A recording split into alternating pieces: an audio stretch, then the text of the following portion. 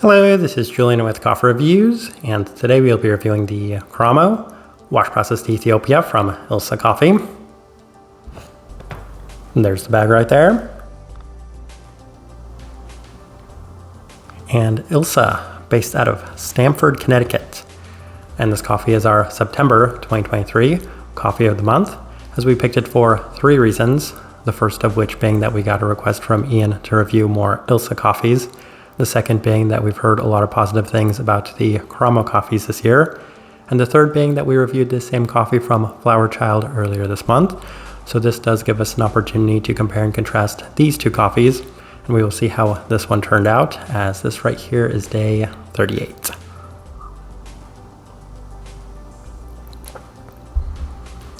And recipe we went with for this coffee was a 16:1 water to coffee ratio, brewed at 99 degrees Celsius, about 210 degrees Fahrenheit. And I like this one best through the V60, which typically indicates a more medium fine grind.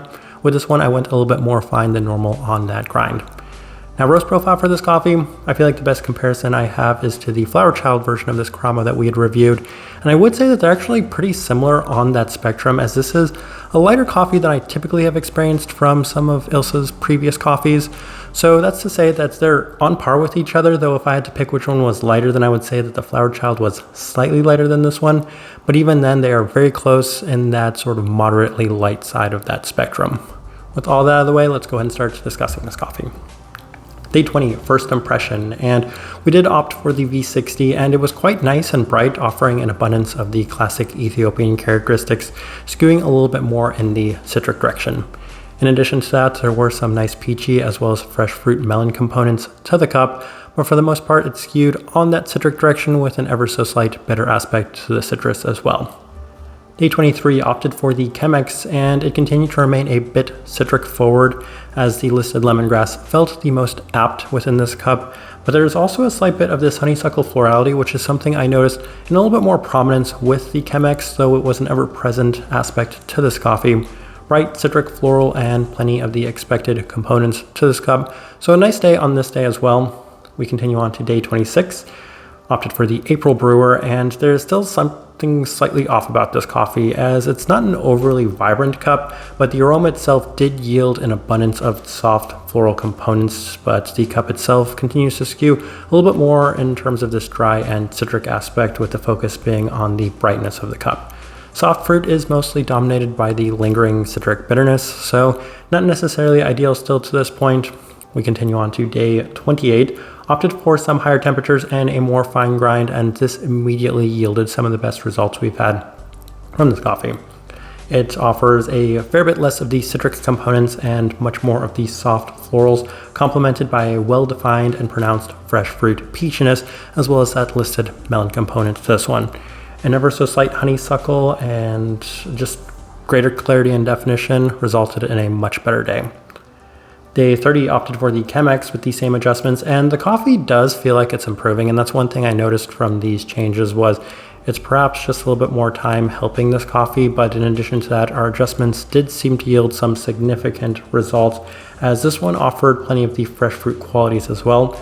The citrus remains ever present, and it's right at the forefront, especially through the V60, but the cool down does continue to yield a fair bit of those honeysuckle floral-like aspects to it, with plenty of the listed melon and peachy components also present. Quite nice through this brew method on this day as well. Day 32, one more try through the Chemex with the same adjustments, and I decided that the V60 just felt a little better for this one, mostly because it didn't necessarily offer the same sort of overly citric forward profile. Improvement on the cooldown yet again, as the florality and fresh fruits are all present behind what's a more citric floral component at the forefront when opting for this brew method. Day 34, another try through the V60, and it continues to remain a wonderfully clean cup with a super floral and fresh fruit vibrant component right at the forefront that continues to remain in line with the listed melon and peachy aspects. And they don't really have a peachy note listed on here, but a lot of people know that anytime I get a peachy component from a cup, it's something that I really want to focus, heighten, and emphasize within it.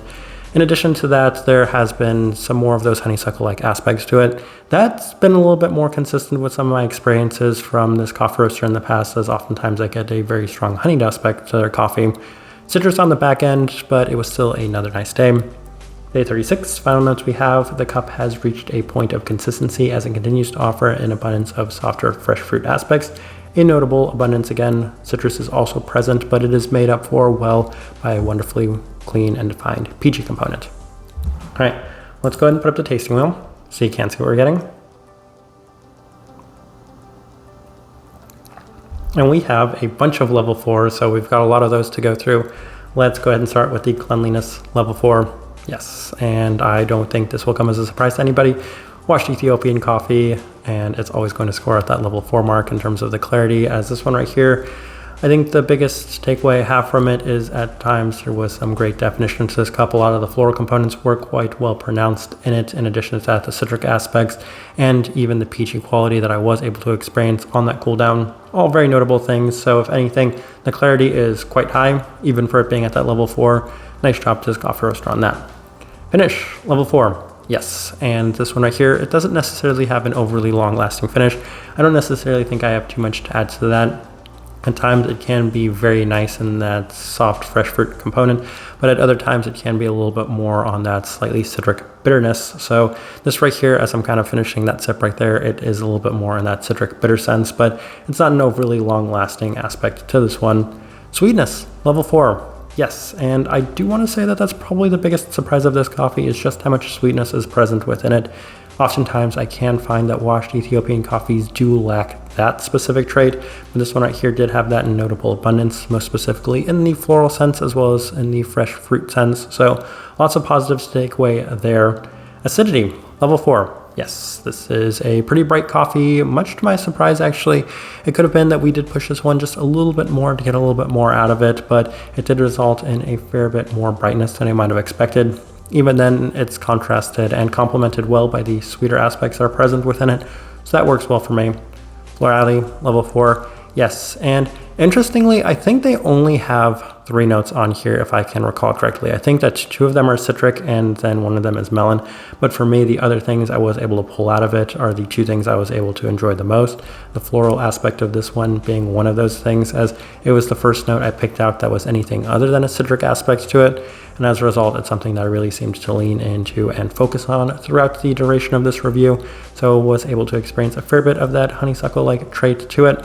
In addition to that, some sort of citric floral components to it as well. Plenty of florality in this one, something that works well for me. Berry fruit, level 4. Yes, and when it comes to the berry fruits, that is on the melon sense, as they do have that note list on here and I can feel it, and it is much more of those. I can never remember which one's which, the cantaloupe and the honeydew, but it does skew a little bit more in that sort of melon sense. Very sweet in that regard. A lot of really positive aspects in terms of that melon quality. Citrus, level 4. No surprise in any regard, as that's fully expected for a coffee like this, as right at the forefront, it's the first thing I experienced, and my primary goal was to maybe keep that at a more moderate level. I do have to say that it probably still remains the most pronounced attribute within this coffee, though when I'm able to get some of the other traits, it is much more enjoyable, as the stone fruit is the other one that I'm mentioning, which is also at that level 4, and I was able to get a wonderful peachy quality to this coffee. Anytime I can get a very strong level 4 peachy quality with level 4 sweetness and level 4 clarity from a washed Ethiopian coffee, then it is a very nice Ethiopian coffee in that regard. So I really like that being there at that level 4. A couple of other things worth noting. I think the main thing is probably the bitterness, and that of course does come from the citric aspect in it. I wish I could have kept that maybe a little bit more toned down, as in the overall enjoyment of this coffee, that was kind of the biggest sticking point for me. And then the last thing I think worth discussing is the body at a level 2. Not too much to add to that. This is always going to be on the lighter body side of things, given what this coffee is, washed Ethiopian coffee. Even with the V60, it has a slight bit of texture, but nothing that's too notable or abundant within this one. As I'm looking at this tasting wheel, I found it interesting when I first made this tasting wheel. It looks almost exactly like what you might expect a washed Ethiopian coffee to look like, but that's positive, that's a compliment. So I do think it's a pretty good representation of what I was getting from this coffee. All right, so my overall thoughts and impressions of this coffee, I did like this one a little bit more than the Flower Child version, and with the Flower Child's version of this coffee, it felt a little bit more inconsistent than this one was. This one seemed to have a much more clear focus for me anyway, and offering that peachy aspect to it was another nice little positive trait to it. It did hit on the big four that I looked for: clarity, sweetness, florality, as well as fruit components. If there's one sticking point that I've been highlighting throughout, it's that it's maybe a little bit more citric forward and focused than I typically like for any coffee in general. But aside from that, there are a lot of really positive things that I took away from it. Even if this isn't going to end up as a top 10 coffee or an honorable mentions coffee, I do think that it was just a very nice coffee from start to finish. And I would say on the more vibrant side of washed Ethiopian coffees that I know a lot of people look for. And that leads perfectly into this transition as to who I would suggest this coffee for. And that is anybody that is looking for their more vibrant washed Ethiopian coffees, because oftentimes they come on here, review a washed Ethiopian coffee, and I'd say it's a little too tame, a little too delicate, not offering enough. But this one didn't lack that, as it had great sweetness and great vibrancy in general right from the start, while still offering so many of those classic Ethiopian characteristics, all in a lighter profile, if not necessarily an ultra light, still on the lighter side of things for most people's preferences. So that's the best direction I can point somebody towards for this one, and the best way I can leave this review. If you by chance had an opportunity to try this coffee, I'd love to know your thoughts and impressions of it as well. If you're enjoying the content, give this video a like, subscribe if you're not already subscribed. And this right here has been a review of the Keramo wash processed Ethiopia from Ilse Coffee. Thank you for watching.